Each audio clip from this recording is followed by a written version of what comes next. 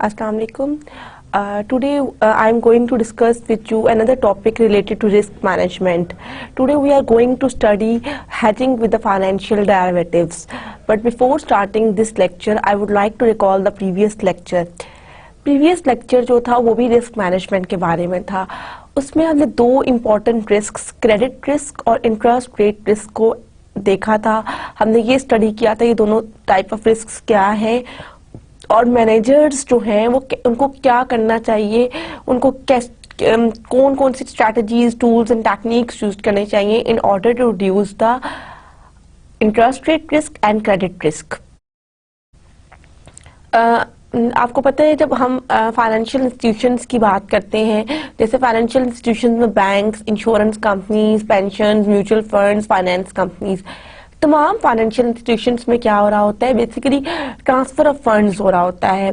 ठीक है, जब आप फाइनेंशियल इंस्टीट्यूशन का being the manager of financial institutions, जब आप किसी को पैसे देते हो यानी वो आपसे बोरो करता है, तो मैनेजर्स ऑफ फाइनेंशियल इंस्टीट्यूशंस तब तक सक्सेसफुली काम नहीं कर सकते जब तक उनको वो अमाउंट पूरी की पूरी प्रिंसिपल अमाउंट प्लस इंटरेस्ट वापस ना मिले. प्रिंसिपल और इंटरेस्ट दोनों का मिलना जरूरी है. अगर आपको कोई हो सकता है कि आपको पूरी की पूरी अमाउंट में डिफॉल्ट हो जाए या पार्ट पेमेंट में डिफॉल्ट हो जाए, तो इस टाइप के डिफॉल्ट को हम क्रेडिट रिस्क कहते हैं कि आपने किसी को कोई पेमेंट दी और आपको पूरी की पूरी वापस नहीं मिली. अब देखिए क्रेडिट रिस्क के लिए मैनेजर्स को क्या करना चाहिए. इसमें जो सबसे ज्यादा इंपॉर्टेंट प्रॉब्लम है वो एसिमेट्रिक इंफॉर्मेशन का है. आपको पता है हमने पिछले लेक्चर्स में भी एसिमेट्रिक इंफॉर्मेशन का कंसेप्ट डिस्कस किया. एसिमेट्रिक इंफॉर्मेशन क्या होता है कि when parties to a contract both have the different information. देखिए लेंडर के पास कोई और इन्फॉर्मेशन है और बोरोअर के पास कोई और इन्फॉर्मेशन है. देखिए जब आप कोई भी ट्रांजेक्शन सक्सेसफुली ऑपरेट नहीं हो सकती जब तक बोरोअर और लेंडर को एक दूसरे के बारे में सही इंफॉर्मेशन ना पता चले. उसमें दो तरह की टाइप्स है, एडवर्स सिलेक्शन और मॉरल हैजर्ड. एडवर्स सिलेक्शन का कंसेप्ट क्या होता है, before the transaction occurs. Adverse selection में क्या है कि आपने सिलेक्ट जो है वो उसमें बहुत ज्यादा, अब being the lender financial institutions को बहुत ज्यादा विजिलेंटली ये चीज देखनी है कि उन्हें इधर they have to give the loan to certain person और नॉट.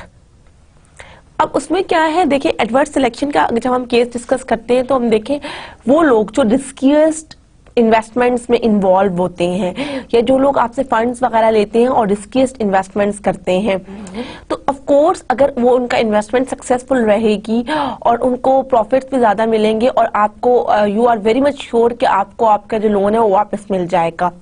अब एडवर्स सिलेक्शन में क्या होता है, आप उन्हीं को लोन दे रहे होते हो.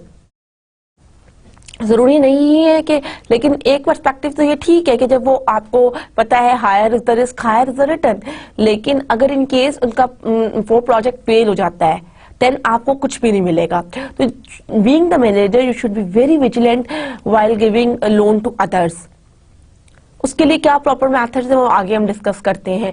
मॉरल हैजर्ड्स क्या होता है, मॉरल हैजर्ड्स का कंसेप्ट जो था ये था कि आफ्टर द ट्रांजैक्शन अकर्स. अब देखिए क्रेडिटर और जो बोरोअर है वो दोनों म्यूचुअल अंडरस्टैंडिंग के साथ एक कॉन्ट्रैक्ट बना लेते हैं और लेटर ऑन क्या करता है कि बोरोअर उस टाइम ये डिपिक्ट नहीं करता या सही इंफॉर्मेशन नहीं देता और बाद में वो कुछ रिस्की एक्टिविटीज में एंगेज हो जाता है. तो that is also main problem. ये बहुत बड़ा प्रॉब्लम है. देखिए जब बोरोअर रिस्की एक्टिविटीज में इन्वॉल्व हो जाएगा तो वो at the cost of lender हुआ है, तो जो डिसएडवांटेज है वो लेंडर को बियर करना पड़ेगा. ठीक है, ये तो था एडवर्स सिलेक्शन और मॉरल हैजर्ड का कंसेप्ट.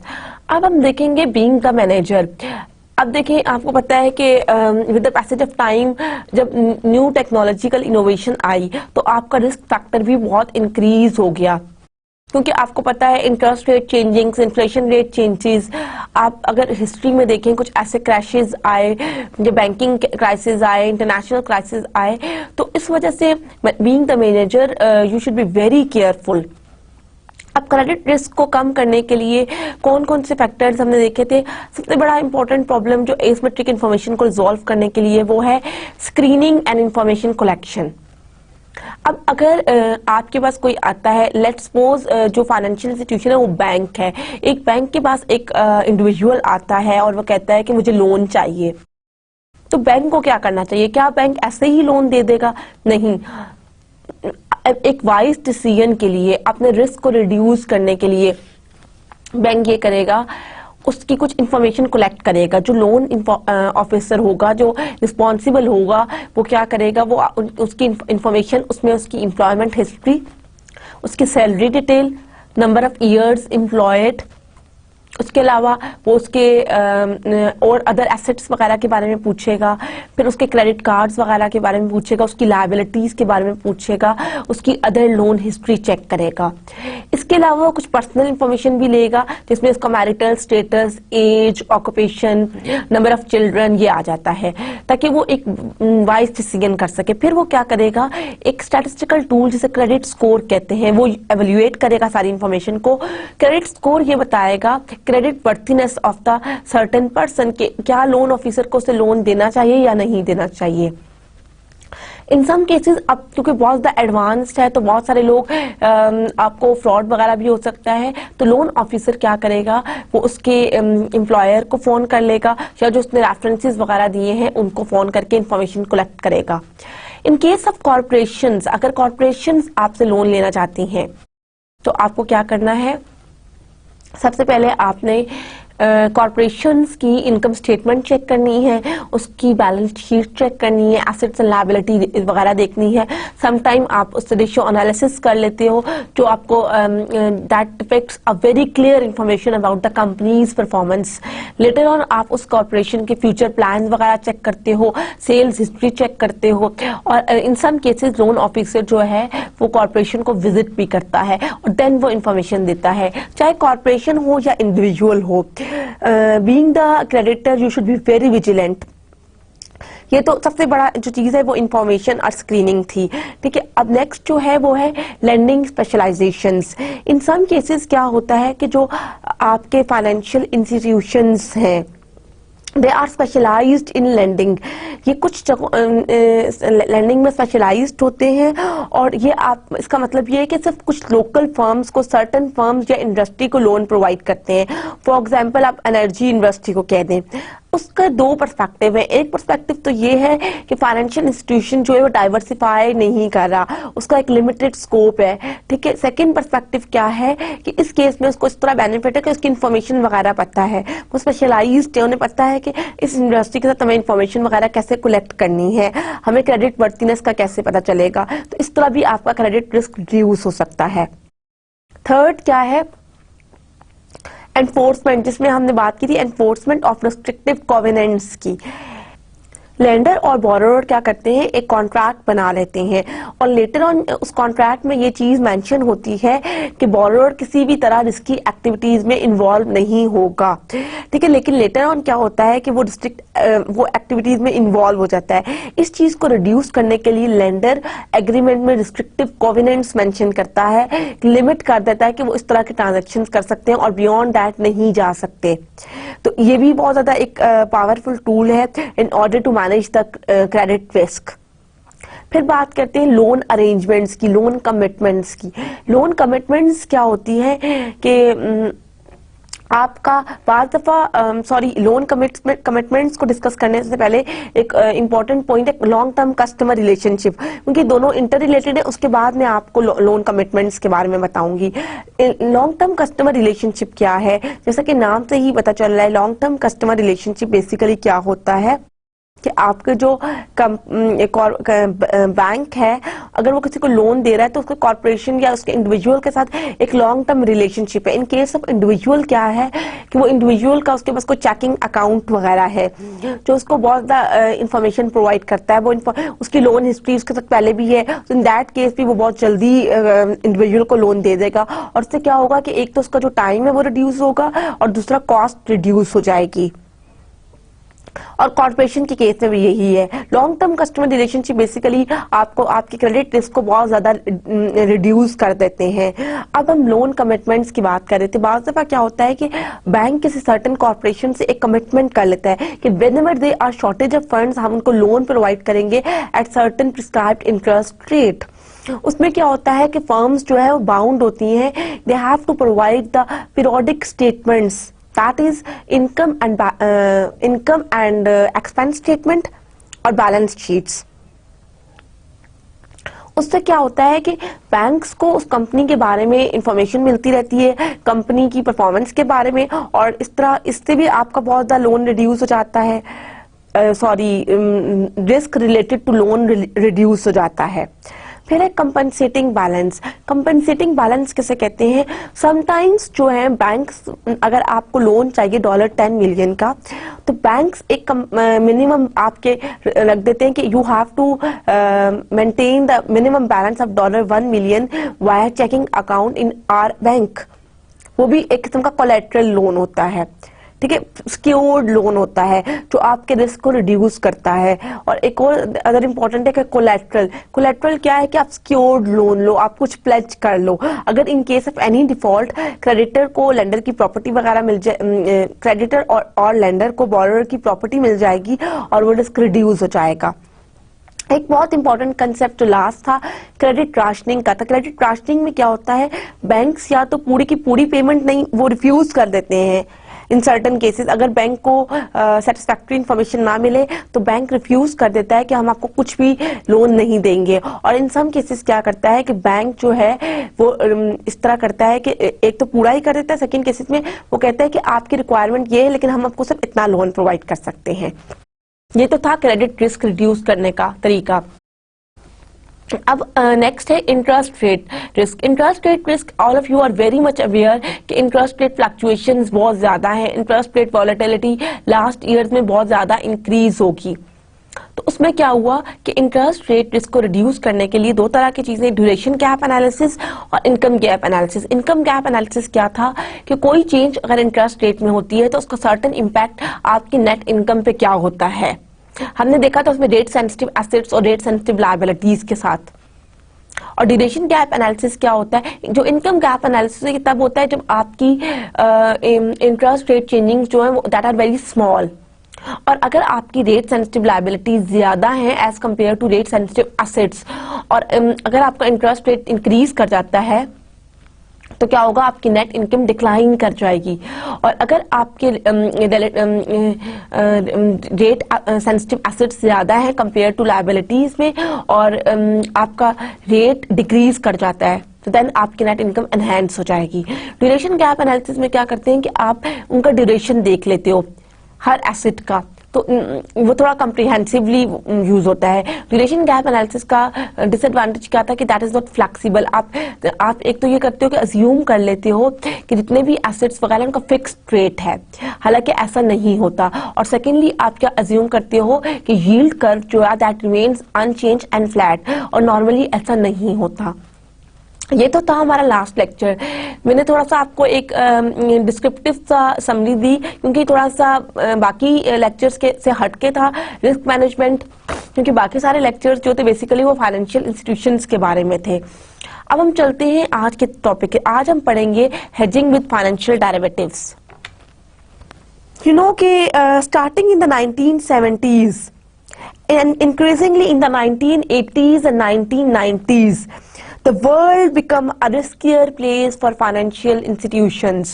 देखिए 1970s से स्टार्ट करें 1980s और 1990s में वर्ल्ड जो है that become a more riskier for the financial institutions as compared to the previous years। उसकी एक रीजन क्या है आपको मैंने पहले भी बताई थी, इंटरेस्ट रेट वॉलेटिलिटी। अगर आप पिछले क्राइसिस देखें तो interest rate volatility is a very important factor. हमने 1960s में जब इंटरेस्ट रेट के फिगर को देखे तो that is 1.5 to 3.5%। That increased 1970s from 3.5 to 7%, and in the later in 1980s that increased up to 15%। तो इससे पता चलता है कि इंटरेस्ट रेट वॉलेटिलिटी बहुत ज्यादा है। Swings in the interest rates widened and the bond and the stock markets went through some episodes of increased volatility. As a result of these developments, managers of financial institutions have become more concerned with reducing the risk their institutions face. Financial innovation help with the development of the derivatives. ठीक है. Given the greater demand for the risk reduction, the process of financial innovation came to the rescue by producing new financial instruments that help financial institution managers manage risk better. These instruments are called the financial derivatives. Financial derivatives क्या होते हैं? Have a payoff that are linked to previously issued securities and extremely used as a risk reduction tools. ठीक है. Financial derivatives क्या होते हैं? Financial derivatives, आप जब फाइनेंशियल इनोवेशन आई तो कुछ ऐसे फाइनेंशियल डेरिवेटिव्स जो हैं वो डेवलप्ड हुए in order to reduce the risk. ठीक है. लेकिन being the manager of the financial institution should be very careful while using the derivatives. If it is improperly used, derivatives can dramatically increase the risk institutions face. देखिए, अगर आप उसको properly नहीं use करेंगे तो आपका रिस्क और ज्यादा इंक्रीज हो जाएगा. तो being the manager you should be very careful while using the financial derivatives. इस चैप्टर में हम क्या देखेंगे? In this chapter we look at the most important derivatives that managers of the financial institution use to manage risk. We studied how the market for these derivatives work and how the products are used by financial managers to reduce risk. The basic topic include hedging, forward market, financial future market, stock index futures, options, interest rate swaps and credit derivatives. सबसे पहले हम hedging की बात करते हैं. Hedging क्या है? Hedging basically एक रिस्क मैनेजमेंट स्ट्रेटेजी है. A risk management strategy used in limiting or offsetting the probability of the loss from fluctuation in the prices of commodities, currencies or securities. Basically क्या है? Hedging एक ऐसी management strategy है जो use की जाती है इन ऑर्डर टू लिमिट और reduce the probability of loss. देखिए, एक और चीज आपको यहाँ पे शेयर करती हूँ, शायद मैंने पहले भी किसी लेक्चर में आपको बताई हो. Risk can't be avoided, risk can be reduced only. Risk को आप कभी भी अवॉइड नहीं कर सकते फुली, सिर्फ आप एक लिमिट तक रिड्यूस कर सकते हैं. अब क्या है? A risk management strategy used in limiting और offsetting the probability of loss, कि आपके लॉस को कम करें. कब? जब आपकी फ्लक्चुएशंस आए, आपकी प्राइसेस ऑफ कमोडिटीज में फ्लक्चुएशन आए, करेंसीज में और सिक्योरिटीज में. In a broader sense, hedging is a transfer of risk without buying insurance policies. Hedging जो है that is transfer of risk है. अब अगर आपको याद हो तो इंश्योरेंस कंपनीज में हमने क्या पढ़ा था? Is also type of risk management ना. हेजिंग भी वही चीज है, लेकिन इसमें इंश्योरेंस कंपनीज इन्वॉल्व नहीं होती, क्योंकि अगर आप इंश्योरेंस कंपनीज को इन्वॉल्व करते हैं तो यू हैव टू पे द प्रीमियम. इंश्योरेंस कंपनीज का डिसएडवांटेज ये है कि यू हैव टू पे अ हाई फी. तो इन ऑर्डर आप देखें, जब आपके being the manager of financial institution आप ये चाहते हैं कि कॉस्ट हमारे रिड्यूस हो और हमारा प्रॉफिट जो है वो इंक्रीज हो, इन that case hedging is a very good technique. अब नॉर्मली क्या है कि हेजिंग में आपकी बहुत सारी टेक्निक्स आ जाती हैं. Taking equal and opposite positions in two different markets such as cash and the future markets. Hedging is used in protecting one's capital against the effects of inflation through investing in high yield financial instruments, bonds, notes, shares, real estate और precious metals. अगर आपको याद हो, मैंने आपको जब interest rate का chapter पढ़ाया था तो मैंने आपको ये बताया था कि देखिए, जब इंटरेस्ट रेट इंक्रीज होता है तो क्या होता है कि आपकी जो quantity of the asset demanded है वो भी चेंज हो जाएगी. जब quantity of the asset demanded change होगी तो आपकी जो इक्विलिब्रियम पॉइंट है वो भी डिस्टर्ब हो जाएगा, आपकी प्राइसेस भी चेंज हो जाएंगी, अनसर्टेनिटी ज्यादा होगी, इन्फ्लेशन भी ज्यादा हो जाएगी. तो इंटरेस्ट रेट का देखिए, एक फ्लक्चुएशन एक वेरिएबल में आई but it directly indirectly influences the other variables. Hedging क्या करता है? बेसिकली यूज्ड कि वो किसी जिसने भी इन्वेस्टमेंट की है उसके कैपिटल को प्रोटेक्ट किया जाए अगर कोई इन्फ्लेशन वगैरह आती है या कोई फ्लक्चुएशन इंटरेस्ट रेट में होती है। Basically, financial derivatives are so effective in reducing risk because they enable financial institutions to hedge,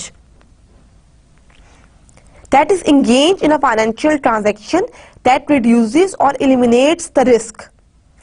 Definition में हम देखें तो लॉन्ग पोजीशन में क्या होता है? लॉन्ग पोजीशन इसमें क्या होता है? When a financial institution has bought an asset, it is said to have taken a long position, and this exposes the institution to risk if the returns on the assets are uncertain. क्या है कि देखिए आपने asset purchase किया है long position में, तो आपको नहीं पता कि एसेट्स के ऊपर कितने आप जो रिटर्न्स है, you are uncertain regarding the returns on the assets. Short position क्या है? An asset which must be delivered to third party as a future date, or the asset which is borrowed and sold but must be replaced in the future. Financial derivatives can be used to reduce risk by invoking the following basic principles of hedging. Hedging risk involves engaging a financial transaction that offsets a long position by taking an additional short position. देखिए आपने जब हमने कहा था asset purchase किया है long position में, तो आप क्या करते हैं? By taking an additional short position, और offsets a short position by taking an additional long position. इसमें होता बेसिकली क्या है कि when financial institution has bought a security, जब वो कोई सिक्योरिटी वगैरह परचेज करते हैं तो उनको एक लॉन्ग पोजीशन मिल जाती है, तो वो क्या करते हैं? Order conducts a hedge by contracting to sell the security, कि वो हेज इस तरह करते हैं कि वो कहते हैं कि वो किसी के साथ कॉन्ट्रैक्ट कर लेते हैं कि हम ये सिक्योरिटी सेल कर देंगे at the future date. Alternatively अगर वो सिक्योरिटी को सेल करते हैं तो वो क्या करते हैं? वो कहते हैं कि हम इसको परचेज कर लेंगे एट द फ्यूचर डेट। इस तरह वो क्या करते हैं? वो हेज करते हैं अपने रिस्क को। देखिए अब उन्होंने एक एसेट परचेज किया है, तो माइट पॉसिबल भी वो एसेट क्योंकि उनके रिटर्न जो है वो अनसर्टन है, और वो पहले से ही उसको क्या करते हैं कि वो एग्रीमेंट कर लेते हैं कि हम सेल आउट कर देंगे। अगर उन्हें लगे कि कोई मसला है तो फौरन से वो सेल आउट कर देते हैं, और जब वो सेल करते हैं तो पहले से ही एग्रीमेंट कर लेते हैं in order to purchase buy back. अब हम डिस्कस करते हैं फॉरवर्ड कॉन्ट्रैक्ट्स को। फॉरवर्ड कॉन्ट्रैक्ट्स क्या होते हैं? Forward contracts are the agreements by two parties. देखिए this is a sort of agreement that is taken between two parties to engage in financial transaction at a future point in time.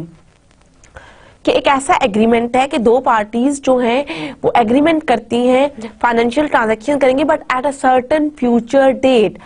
Although the contract can be written, however the parties want the contract usually includes the exact assets to be delivered by one party, including the location of delivery. कि एक party जो है उसको क्या है asset deliver होगा। देखिए आप कोई you should be very specify. देखिए जब भी कोई एग्रीमेंट होता है आप ये नहीं कह सकते कि आप एक करंट एसेट देंगे, फिक्स एसेट। आपको बताना पड़ेगा कि आप क्या दे रहे हैं। माइट आपको स्पेसिफाई करना पड़ेगा कि प्रॉपर्टी है, कार है, अगर कार है तो उसका क्या मॉडल है, और including the location of delivery कि आप इसे कहाँ किस जगह पे आप इसको डिलीवर करेंगे। The price paid for the assets by other party, then आप प्राइस डिस्कस करोगे कि क्या प्राइस है जो अदर पार्टी पे करेगी। The date when the assets and cash will be exchange, date जब आप एसेट और कैश जो है आपस में एक्सचेंज करेंगे। ठीक है, फॉरवर्ड कॉन्ट्रैक्ट्स बेसिकली क्या है? फॉरवर्ड कॉन्ट्रैक्ट्स जो हैं that is a sort of the agreement between the two parties that are involved in a financial transaction but at a certain future date. देखिए लेट्स सपोज ए और B है, वो दो लोग हैं, वो मिलके ए कहता है कि मुझे जो है वो कार चाहिए।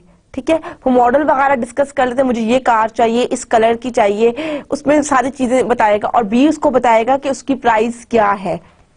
ठीक है, तो दोनों, लेकिन आपको अगर आप इसी केस में देख लें कि अगर आप डीलर वगैरह के पास जाते हैं कोई कार परचेज करें तो वो आपको एक फ्यूचर डेट बताता है कि कि आपको इस डेट को मिलेगी। तो फॉरवर्ड कॉन्ट्रैक्ट्स भी ऐसे ही एग्रीमेंट्स है that might take place at certain future date, और उसमें इंपॉर्टेंट चीजें क्या है कि आप ये कि स्पेसिफिक करेंगे एसेट कौन सा है, लोकेशन, कब एसेट डिलीवर्ड होगा, एग्जैक्ट एसेट कौन सा डिलीवर करना है इंक्लूडिंग द लोकेशन, प्राइस क्या है उसकी, और फ्यूचर डेट जिसमें एसेट जो है वो एक्सचेंज होगा between the parties, asset and the price जो है।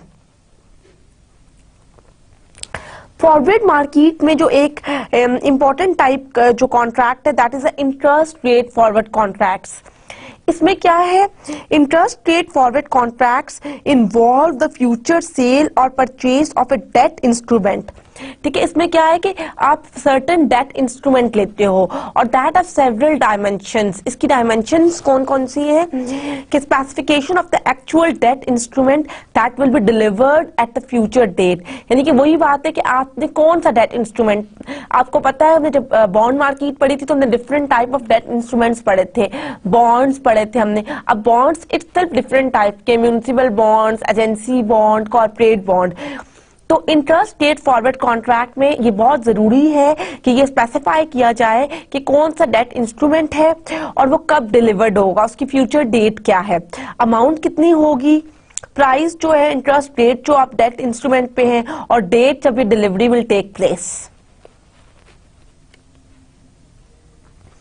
An example of an interest rate contract might be an agreement for the First National Bank to sell to the Rock Solid Insurance Company 1 year from today $5 million face value of the 6S of 2029 Treasury bonds, Treasury bonds, coupon bonds with a 6% coupon rate that matures in 2029। देखिए इसमें क्या था कि ये इसकी example क्या है कि फर्स्ट नेशनल बैंक जो है दैट एग्रीज कि $5 मिलियन की फेस वैल्यू है, 6 ट्रेजरी बॉन्ड में रॉक सॉलिड इंश्योरेंस कंपनी जो है इसको परचेज करी है, और इसमें 6S का क्या मतलब है, 6% कूपन बॉन्ड है that matures in the 229 at a price that yields same interest rate on these bonds as today say 6%। Because rock solid will buy the securities at a future date, it has taken a long position while the First National Bank which will sell the securities has taken a short position। ठीक है, अब आपको इसमें long position और short position के concept का पता चल गया होगा। इसमें क्या है कि जो फर्स्ट नेशनल बैंक है वो शॉर्ट पोजीशन ले रहा है क्योंकि वो सेल कर रहा है, और जो रॉक सॉलिड कंपनी है वो फ्यूचर डेट में इसको लेगी, इसलिए वो लॉन्ग पोजीशन ले रही है। लॉन्ग पोजीशन में क्या होता है, agrees to buy securities at future date. ठीक है, कि आप फ्यूचर डेट में लेते हो। अब उस पिछले केस पे आप देखिए रॉक सॉलिड इंश्योरेंस कंपनी जो है इसको फ्यूचर डेट में मिलेगी, hedges by locking in future interest rate of funds coming in future avoiding rate decreases. इसमें क्या है कि हेजिंग है बाय लॉकिंग इन क्या फ्यूचर इंटरेस्ट रेट को देखते हो। शॉर्ट पोजीशन में क्या है कि agrees to sell securities at future dates, hedges by reducing price risk from increases in interest rate if holding bonds। Forward market के अगर हम एडवांटेजेस की बात करें तो इसका सबसे बड़ा एडवांटेज है कि ये बहुत ज्यादा फ्लेक्सिबल है, as the parties involve want them. This means that an institution like the First National Bank may be able to hedge completely the interest rate risk for the exact security it is holding in the portfolio। लेकिन इसके दो problem जो है disadvantages, lack of liquidity. Liquidity problem आपको पता है कि बहुत ज्यादा इंपॉर्टेंट प्रॉब्लम है। बिफोर इसको मैं इससे डिस्कस करने से पहले एक और चीज आपके साथ शेयर करूंगी कि फॉरवर्ड मार्केट्स में जो सबसे ज्यादा इंपॉर्टेंट प्रॉब्लम होता है वो है it may be very hard for an institution like the First National Bank to find another party call a counter party to make the contract with. ठीक है। अब थर्ड, लैक ऑफ लिक्विडिटी क्या है? Hard to find a counter party and thin और non existent secondary market. कि आपको liquidity market में हमने क्या डिस्कस किया था? लिक्विड क्या होता है कि फौरन से आपने सिक्योरिटीज को सेल आउट करें, लेकिन आपको काउंटर पार्टी बहुत मुश्किल से मिलती है। और secondly non existent secondary market, क्योंकि सेकेंडरी मार्केट में सिक्योरिटीज जल्दी जल्दी सेल आउट हो जाती हैं, लेकिन यहाँ पे नॉन एग्जिस्टेंट सिक्योरिटी मार्केट है। और अगर हम इसका एक और डिसएडवांटेज देखें, subject to default risk, requires information to screen good from bad risk. कि इसमें बहुत ज्यादा फॉरवर्ड मार्केट्स में आपका क्रेडिट रिस्क है। देखिए, आप जब किसी के साथ एग्रीमेंट करेंगे तो you should be very vigilant in collecting information and screening out the good from the bad ones. वही आप प्रोसीजर देखेंगे जो आपने क्रेडिट रिस्क में देखा था।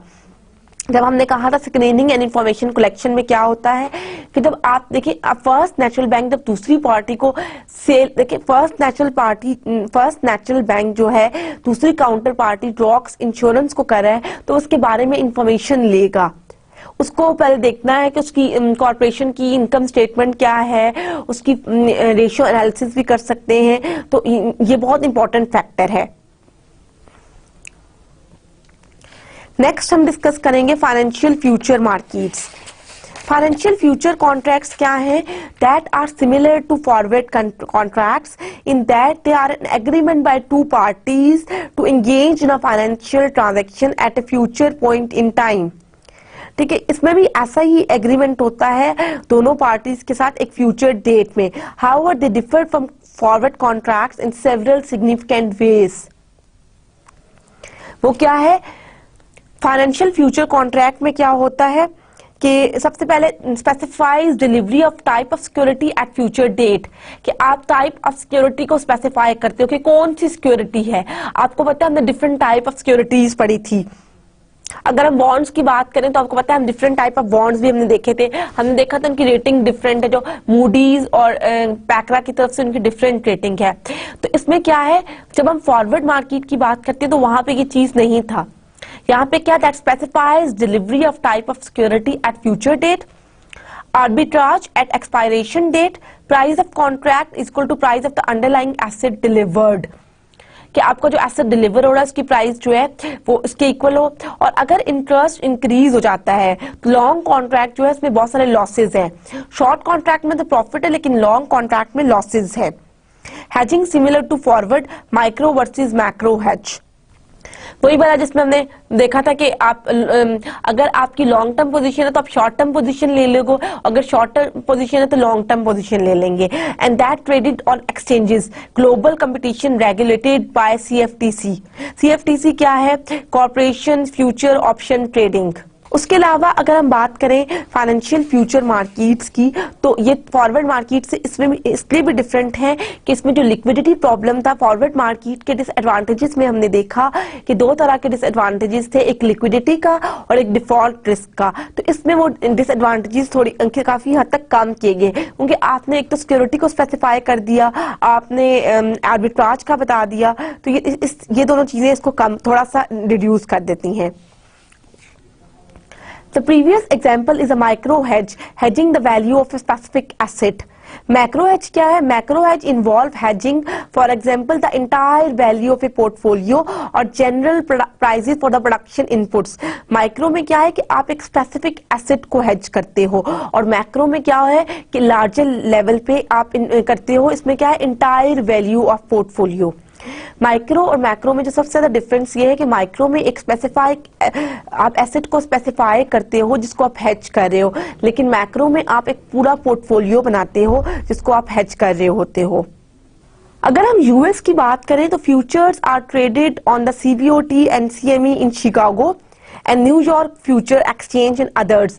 ठीक है, जो यूएस में जो है फ्यूचर कॉन्ट्रैक्ट्स जो हैं वो मेनली ट्रेड करते हैं शिकागो में। ठीक है, और there are regulatories by commodity future trading commissions. The most widely traded are listed in the Wall Street Journal. अब मैं आपको ये फॉलोइंग द न्यूज मैं आपको दिखाती हूँ फाइनेंशियल फ्यूचर। ये क्या है? देखिए आपको ये वॉल स्ट्रीट जर्नल से लिया गया है, मैंने इसलिए आपको ये बता रही हूँ ताकि आपको थोड़ा सा आपके आइडिया को एक बेसिक अंडरस्टैंडिंग लेवल जो है वो आपको मिले। The prices for the financial future contracts for debt instruments are published daily in the Wall Street Journal. These prices are found in the commodities section. ठीक है, information for each contract is presented in columns. The Chicago Board of Trade contract for delivering of long-term treasury bonds in June 2010 is used as an example. इसमें क्या है कि Chicago Board of Trade contract for delivery of long-term treasury bonds है in June 2010. Opening pricing देखिए, अब आपको ये table नजर आ रहा होगा। इंटरेस्ट रेट ट्रेजरी बॉन्ड आपने लिखा, सीबीटी क्या है, शिकागो बोर्ड ऑफ ट्रेड। ठीक है, उसकी वैल्यू क्या है, 100,000। ओपनिंग प्राइस क्या है, ओपनिंग प्राइस क्या आपको डिपिक्ट करती है, each point corresponds to $1,000 of face value. 123 is $123,000 for the June contract. ठीक है, आपकी ओपनिंग थी 123 जून में, और अगर इसकी फेस वैल्यू 1000 हो तो बन जाता है 123,000। Highest trade price that day 123.1732 is, उसकी हाईएस्ट जो प्राइस है वो थी 123.17। अब देखिए lowest traded price that day, lowest जो है 122.12 है। सेटलमेंट प्राइस जो है, क्लोजिंग प्राइस जो उस दिन की थी 122 to 125 है। चेंज 3% का है, change in the settlement price on the previous trading day. और open interest, number of contracts outstanding for the June contract. देखिए ये आपको बता रहा है कि किस तरह सिक्योरिटी ट्रेड करती है। ठीक है, इसमें क्या है, opening price, high price, low price, settlement, change. June और सितंबर का आपको दिखा रहा है। ये वो सिक्योरिटी है जो वॉल स्ट्रीट जर्नल में जो ट्रेड कर रही थी शिकागो बोर्ड ऑफ ट्रेड में। Financial future markets. The U.S. exchanges dominated the market for years. How is this not true? आपको ऑलरेडी पता है, जब हमने फाइनेंशियल मार्केट के कंसेप्ट को पढ़ा था, कि जो यूएस मार्केट्स है वो सिंस 1980s तक that dominated the other markets. लेकिन आजकल इस तरह नहीं है, उसमें बहुत सारे फैक्टर्स थे। आजकल जो आपकी वर्ल्ड लीडिंग मार्केट में वो जापान वगैरह है। The London international financial futures exchange traded euro dollar futures. Tokyo exchange stock exchange trade European and government bond futures.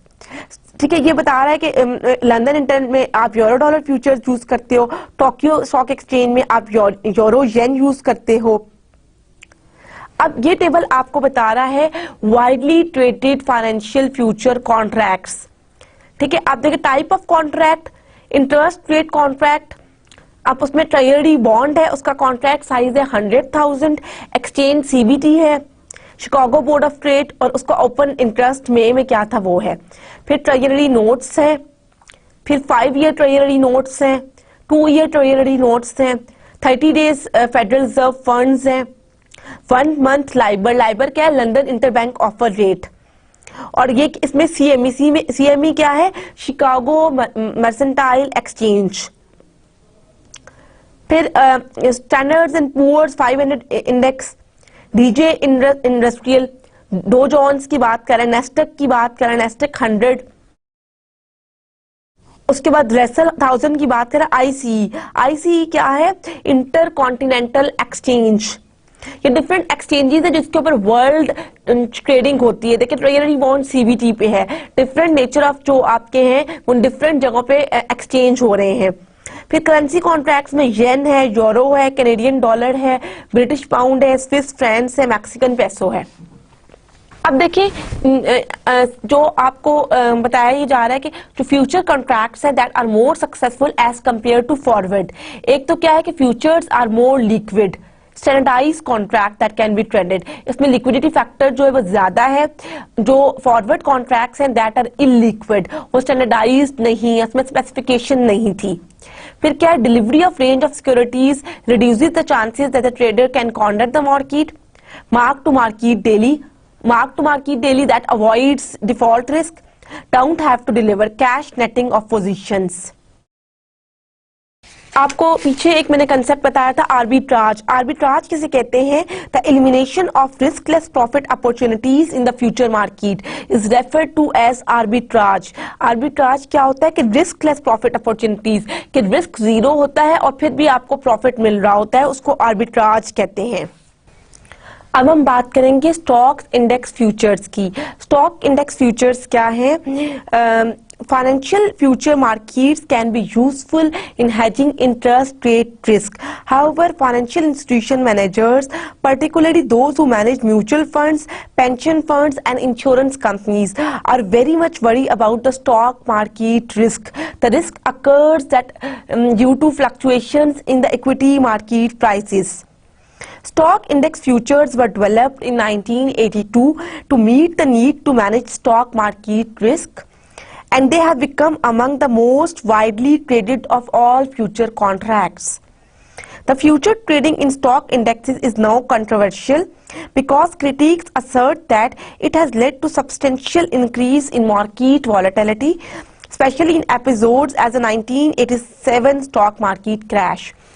देखिए आप अगर हम फाइनेंशियल फ्यूचर मार्केट्स जो है वो तो खाली इंटरेस्ट रेट रिस्क को देखते हैं, लेकिन कुछ फाइनेंशियल इंस्टीट्यूशन जैसे हमने बात की थी mutual funds, pensions and insurance companies, वहां पे वो लोग स्टॉक में इन्वॉल्व होते हैं। फॉरवर्ड एंड फ्यूचर कॉन्ट्रैक्ट्स जो है वो आपके इंटरेस्ट रेट रिस्क को रिड्यूस करते हैं, लेकिन उसके अलावा स्टॉक मार्केट रिस्क भी होता है क्योंकि स्टॉक प्राइसेस भी बहुत ज्यादा फ्लक्चुएट कर रही हैं। In that case stock index futures are very useful.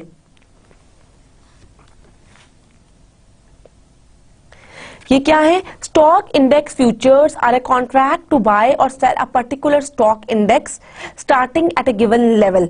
ये क्या है कि एक ऐसा कॉन्ट्रैक्ट है जिसमें आप बाय और सेल करते हो एक particular stock at a given level. Contracts exist for most major indexes including S&P 500, Dow Jones Industrials, Russell 2000. The best stock future contract to use is generally determined by the highest correlation between the return to a portfolio and the return to a particular index. Correlation का क्या मतलब है कि जो आपका highest correlation between returns to a portfolio and the returns to a particular index, क्या आपका वहां पे correlation they are positively correlated. अब स्टॉक इंडेक्स फ्यूचर कि हम देखते हैं उसमें क्या है कि एक the prices for the stock index futures contracts are publish daily in the Wall Street Journal. These prices are found in the section future prices. ठीक है, आपको S&P 500 इंडेक्स बताया जा रहा है। ठीक है, इसमें क्या है आपकी ओपन प्राइस बताई जा रही है, वो है ओपनिंग प्राइस जो है वो है 1117.9, क्योंकि आपकी 250 है तो इसको मल्टीप्लाई करेंगे 250 के साथ तो आपकी वैल्यू आ जाएगी। फिर हाईएस्ट ट्रेडिंग प्राइस उस दिन की क्या थी उसको भी 250 से मल्टीप्लाई करेंगे। लोएस्ट ट्रेडिंग प्राइस क्या थी? Settlement price, the closing price that day, change in settlement price from the previous trading day बता रहा है ओपन इंटरेस्ट। अब मैं आपके साथ एक एग्जांपल शेयर करती हूँ कि hedging with stock index futures कि रॉक सॉलिड जब हमने पिछला डिस्कस किया था स्टॉक पोर्टफोलियो वर्थ $100 मिलियन। ठीक है, रॉक सॉलिड जो है कंपनी है जिसका स्टॉक पोर्टफोलियो जो है उसकी वैल्यू है $100 जो S&P 500 पे ट्रेडेड है। पोर्टफोलियो मैनेजर क्या है वो उसको ये फियर है कि अगर कोई डिक्लाइन आ गया तो क्या वो हेज कर सकेगा। अगर S&P की करंटली 1000 है तो हाउ इज दिस अकम्प्लिश्ड? तो वो क्या करेगा देखिए, उसने बताया value of the S&P 500 future contracts. ठीक है, 250 थी करंटली, उसका 1000 के साथ किया तो $250 100,000 आ गया। अब उसने क्या करना है, हेज करना है $100 मिलियन स्टॉक्स को that move 1 for 1, perfect correlation है 1 for 1 के साथ। ठीक है, 1000 है, sell 100 million of index futures that is 400 contracts. Suppose after the year S&P 500 is at 900 and portfolio is worth 90 million, तो आपकी फ्यूचर पोजीशंस क्या होंगी? अप टू $10 मिलियन होंगी। और इफ इंस्टेंट अगर उसकी वैल्यू 1100 होगी तो देन वर्थ वैल्यू हो जाएगी पोर्टफोलियो की 110 मिलियन। इधर वे नेट पोजीशन इज $100 मिलियन। अब हम एक केस देखते हैं, program trading and the market crash of 1987। ठीक है, ये आपकी फेडरिक मिशन की बुक में 603 पेज पे है। इसमें क्या था कि in the after math of black Monday crash, आपको पता है स्टॉक मार्केट क्रैश में बहुत ज्यादा इंपॉर्टेंट है ब्लैक मंडेज के नाम के साथ, ये वो क्रैश है that was happened on October 1987। Stock market index future market have been accused of being culprits in the market collapse. तब क्या हुआ, प्रोग्राम ट्रेडिंग हुई between future and stock market that creates a downward spiral. Other experts blame portfolio insurance which can have the same effect. Limits on program trading have been implemented to reduce the problem in future. Options क्या है? Another vehicle for hedging interest rate and stock market risk involves the use of options on financial instruments. Options are contracts that give the purchaser the option or right to buy or sell the underlying financial instrument at a specified price called exercise price or stock price within a specified period of time, that is term of expiration. इसमें क्या है कि एक ऐसा contract है जिसमें purchaser के पास ये ऑप्शन है राइट टू बाय और सेल, कि वो बाय करे या सेल करे। अगर राइट टू बाय को हम कॉल ऑप्शन कहते हैं और राइट टू सेल को हम पुट ऑप्शन कहते हैं। इसकी एक एक्सरसाइज प्राइस है at expiration date. Options are available on a number of financial instruments called individual stock indexes. इसमें क्या है, these option contract features are important enough to be emphasized. The owner or a buyer of option does not have to exercise the option. He or she can let the option expire without using it. However, the owner of the option is not obligated to take any action, but rather has the right to exercise the contract if he or she chooses. Whereas seller of the option has no choice in the matter. He or she must buy or sell the financial instrument if the owner exercises the option. Option contracts are written on a number of financial instruments. Options on individual stocks are called stock options, and such options have existed for a long time. Option contracts on financial futures are called financial future options. And a more common future options were developed in 1982 and have become the most widely traded option contracts.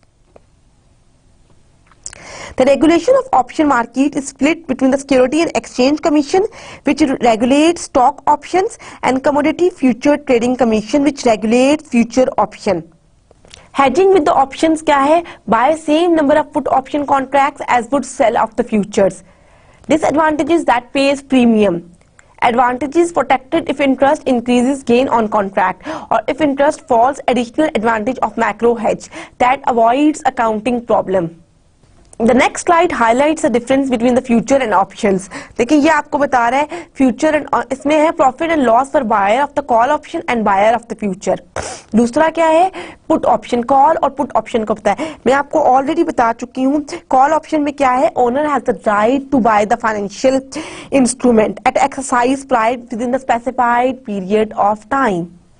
और put option क्या है, contract that gives the owner the right to sell a financial instrument at the exercise price within the specified period of time. ये देखिए, ये एक graphical analysis show हो रहा है ऑप्शंस वर्सेस फ्यूचर्स। इसमें क्या है, future contract is $100,000 February treasury bond contract. ठीक है, एक बॉन्ड कॉन्ट्रैक्ट है जिसकी वैल्यू है $100,000 and the option contracts are written on this future contracts with an exercise price of 115।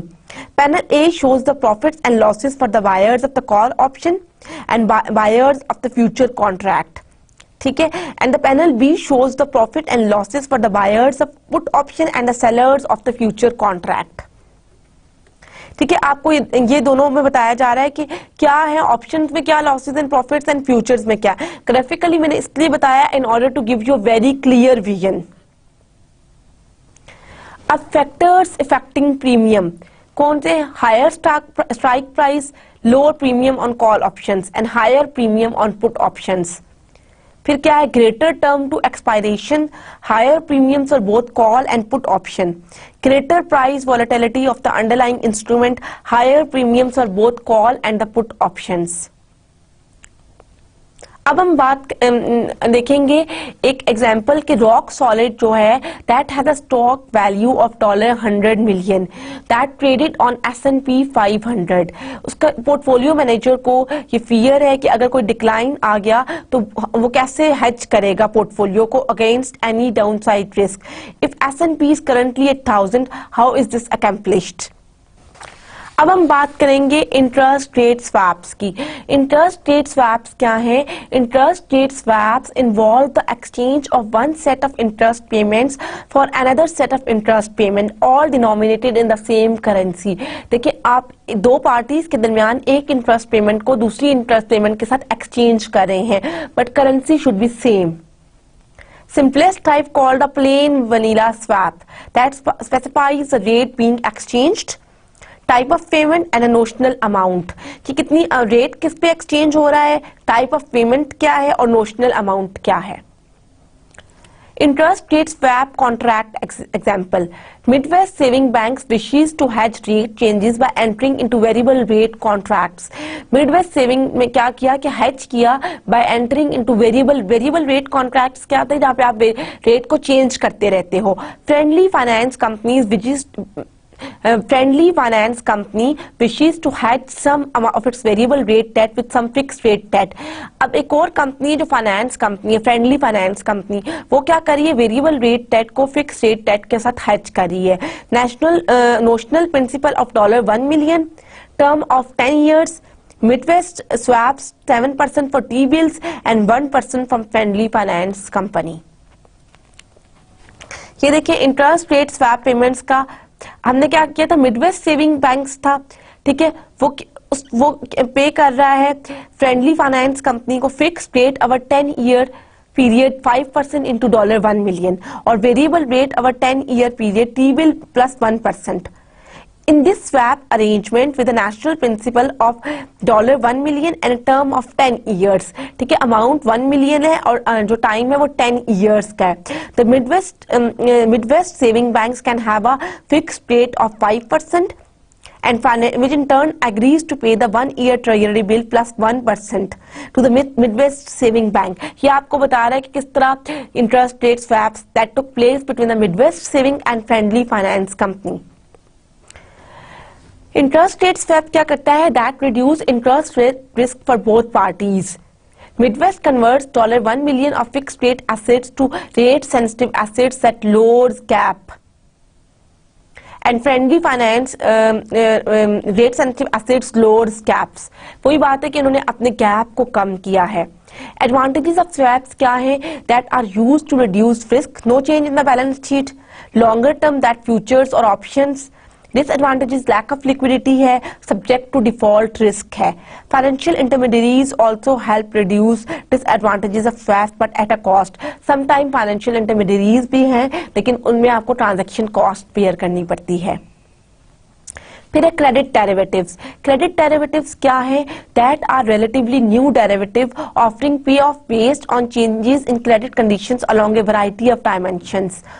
Almost non-existent 20 years ago, the notional amount of credit derivatives today is in the trillions. Credit derivatives can be generally categorized as credit options, credit swaps, and credit linked notes. Credit derivatives क्या है, credit options जो हैं that are like the option, जिस तरह उसमें agreement होता है but payoffs are tied to change in the credit conditions. ठीक है, इसमें क्या है, credit options on debt are tied to change in the credit ratings. Credit options can be tied to credit spreads. ठीक है, आपका जैसे आपने कहा स्ट्राइक प्राइस जो है predetermined spread between AAA rated and BBB rated corporate debts है। Basically ये भी ऑप्शंस की तरह ही कॉन्ट्रैक्ट है that are used to hedge the risk, लेकिन इसमें क्या है, जो आपके पे ऑफ्स है वो आपके क्रेडिट कंडीशंस के साथ लिंक्ड है। क्रेडिट ऑप्शंस जो है इसकी एग्जांपल दैट अगर सपोज आप एक डेट इश्यू करना चाहते हो 100 मिलियन का 6 मंथ्स में और आपका जो डेट है that are expected to be rated single A rated debt क्या है, is trading at 100 basic points above the treasury, then you should enter into a credit option on the spread with a strike price of 100 basic points. और अगर spread ज्यादा हो जाएगा, you of course have to issue the debt at a higher, आप तब higher rate पे debt issue करोगे then expected interest rate, और अगर ये कम हो जाएगा तो तब आप लो रेट पे करोगे। क्रेडिट स्वैप्स क्या है? That involves for example swapping actual payments on similar sized loan portfolio. This allows financial institutions to diversify portfolio while still allowing the lenders to specialize in local markets or particular industries. Credit swap की example credit default swap that involves option like payoffs when a basket of loan defaults. Credit linked notes क्या है? That combined a note and credit linked notes combines a bond and the credit option. Like any bond, it makes regular. जिस तरह bond में आप regular interest payment करते हो और final payment including the face value. और same in the case issuer has an option tied to a key variable. अब हम देखेंगे और डेरिवेटिव्स अ टाइम बॉम्ब। हमने डेरिवेटिव्स को तो डिस्कस किया, ये केस है, ये आपकी बुक में, मैं आपको पेज नंबर बताती हूँ। आप अपनी बुक में चैप्टर नंबर 24 में देखिएगा, उसमें ये होगा are derivatives a time bomb. इसमें क्या है? In 2002 annual report for Berkshire Warren Buffett refer to derivatives bought for speculation as weapons of mass destruction, although also noting that Berkshire using derivatives. Is he right? There are three major concerns with the use of financial derivatives. पहला क्या है? Derivatives allow financial institutions to increase their leverage, effectively changing their capital, possibly to take on more risk. सबसे पहले क्या है कि आप financial institutions का लेवरेज इंक्रीज कर देते हो, उसका कैपिटल चेंज होता है, that take to more risk. Derivatives जो है दैट आर टू कॉम्प्लिकेटेड, अगर आप इसे इफेक्टिवली मैनेज नहीं करेंगे तो आपका रिस्क इंक्रीज हो जाएगा। Derivative positions of some banks exceed their capital, the probability of the failure has greatly increased. जो 2007 से 2009 का फाइनेंशियल क्राइसिस हुआ था, उसमें बेसिकली यही हुआ था, that illustrates the problem of speculative derivatives. उसमें यही चीज हुई थी कि जब आपकी हाउसिंग प्राइसिंग कोलैप्स हो गई थी तो आप बहुत सारे लॉसेस हुए थे, वो डेरिवेटिव्स की वजह से ही हुए थे। ठीक है, उसके बाद अब मैं आपको बताती हूँ कि इसमें हमने बेसिकली इस चैप्टर में क्या देखा। देखिए बेसिकली ये चैप्टर जो था ये था रिस्क से रिलेटेड। हाँ, ये थोड़ा सा आपके सब्जेक्ट में अगर आप रिस्क मैनेजमेंट पढ़ेंगे तो उससे ज्यादा रिलेटेड है, लेकिन मैंने आपको इसलिए पढ़ाया कि देखिए इसमें सारी वो चीजें हैं जो being the manager of financial institutions बहुत जरूरी है। बेसिकली हमने इसमें क्या देखा? सबसे पहले हमने देखा कि आप अपने इंटरेस्ट रेट रिस्क को कैसे कौन से डेरिवेटिव्स यूज करते हो। इंटरेस्ट रेट रिस्क के लिए आप यूज करते हो, कैसे हेज करते हो?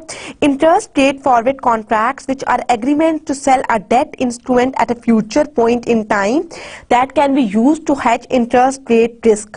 The advantages of the forward contracts is that they are flexible, but disadvantages is that they are subject to default risk and the market is illiquid.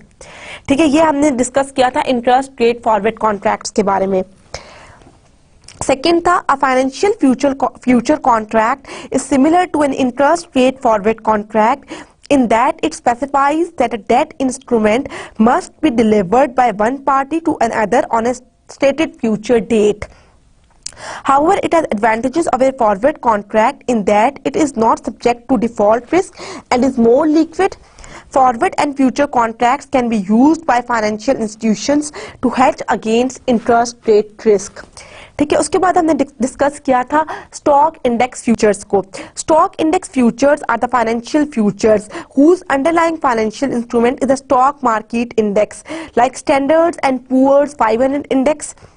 Stock index futures can be used to hedge stock market risk by reducing systematic risk in portfolio or by locking in stock prices. Then option contract gives the purchaser the right to buy, that is the call option, and right to sell, that is the put option, a security at exercise price or a strike price within a specific period of time. The profit functions for options is non-linear. Profits don't always grow by the same amount for a given change in the price of underlying financial instruments. The non-linear profit function for options explains why their value is negatively related to the exercise price for call options and positively related to the exercise price for put options. Positively related to the term to expiration for both call and put option, and positively related to the volatility of the prices of underlying financial instruments for both call and put options. Financial institutions use future options to hedge interest rate risk in a similar fashion. On a way to, they use financial future and forward contracts. Future options may be preferred for macro hedges because they suffer from fewer accounting problems than financial futures. Interest rate swaps involve the exchange of one set of interest payment for another set of interest payments and have default risk and liquidity problems similar to those of forward contract. As a result, interest rate swaps often involve intermediaries such as large commercial banks and investment banks that make a market in swap. Financial institutions find that interest rate swaps are a useful way to hedge interest rate risk. Interest rate swaps have one big advantage over financial future and options, that is, they can be written for the long horizons. Then credit derivatives. Credit derivatives are a new type of derivatives that offer payoffs. Credit derivatives are a new type of derivatives that offers payoffs on previously issued securities that have credit risk. These derivatives, credit option, credit swaps, and credit linked notes can be used to hedge risk. There are three concerns about the danger of derivatives. They allow financial institutions to more easily increase their leverage and take big bets.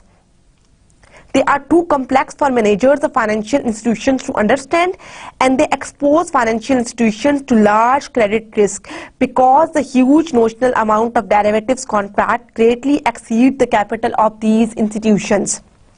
The second two dangers seem to be overplayed, but the danger from increased leverage, usually derivatives, is real. इस तमाम lecture में आज के हमने देखा कि आप risk को कैसे रिड्यूस करते हैं. देखिए, बेसिकली आपका इंटरेस्ट रेट रिस्क के लिए आप फ्यूचर और फॉरवर्ड कॉन्ट्रैक्ट्स को यूज करते हो. जो फॉरवर्ड कॉन्ट्रैक्ट्स होते हैं, इसमें आपका सबसे बड़ा जो डिसएडवांटेज होता है वो ये कि लिक्विडिटी और डिफॉल्ट रिस्क. जो फ्यूचर कॉन्ट्रैक्ट होते हैं दैट आर मोर स्टैंडर्डाइज्ड, उसमें ये डिसएडवांटेजेस नहीं होते. ठीक है, फिर हम यूज करते हैं ऑप्शंस को. ऑप्शंस बेसिकली क्या होती हैं? मैक्रो हेजिंग के लिए यूज होती हैं. ठीक है, ऑप्शंस में आप बाय कॉल और पुट ऑप्शन होती है आपकी. फिर हमने इंटरेस्ट रेट स्वैप्स वगैरह की बात की. लेकिन ये सारे डेरिवेटिव्स जो हैं ये टाइम बॉम्ब भी हैं. जो फाइनेंशियल क्राइसिस आए बेसिकली वो इन्हीं डेरिवेटिव्स की वजह से आए, क्योंकि आपको पता है हमने कहा था फाइनेंशियल इनोवेशन जो है that is also one of the major reason for banking failures. ठीक है, जब फाइनेंशियल इनोवेशन बहुत ज्यादा हुई तो डेरिवेटिव्स क्या हैं, अगर आप इन्हें इफेक्टिवली नहीं यूज कर सकते तो ये बजाय आपके रिस्क को रिड्यूस करने के लिए आपके रिस्क को बहुत ज्यादा इंक्रीज कर देते हैं. ठीक है, हमने आज जो डिस्कस किया बेसिकली वही था कि रिस्क को रिड्यूस कैसे करते हैं. वही सब इसमें यही है कि आप फ्यूचर डेट पे कुछ एग्रीमेंट वगैरह करते हो टू ऑफसेट योर रिस्क्स. और इसमें ऐसी कोई चीज नहीं थी जो आपको ना समझ आई हो. और उसके अलावा हमने इसमें क्रेडिट डेरिवेटिव्स वगैरह देखे. This is all about today's lecture. Allah Hafiz.